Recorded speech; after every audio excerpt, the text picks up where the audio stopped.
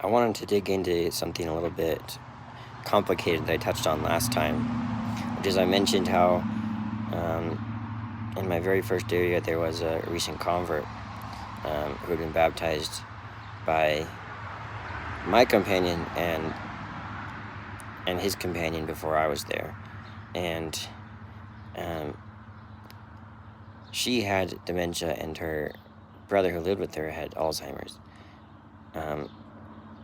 I quickly came to really care about them, and we shared a lot of messages with them, and tried to inspire her. But something that we believe in my faith is that you need to be at least 8 to be baptized, because you need to be accountable. You need to understand what you're getting yourself into, what the responsibilities are, and just like in a relationship, like the more committed and the more you give to it, often the more you get out of it. But if you're in a really committed relationship and you're disloyal or you do something that hurts the relationship, it's a lot more detrimental. And I think that's kind of like covenants, which are promises with God, baptism being one of them.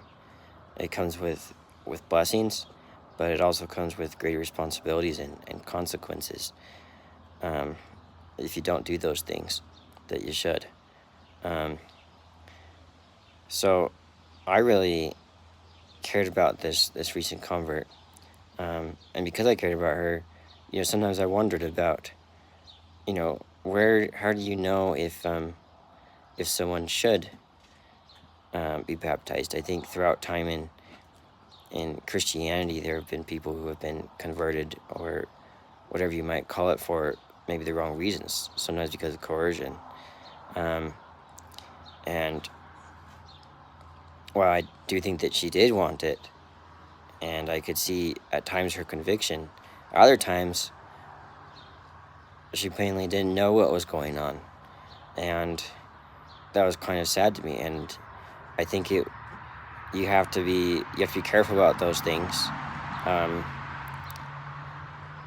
that you help put people in a situation that they can handle, and whether or not she should or shouldn't have been baptized, I think God will take care of her regardless.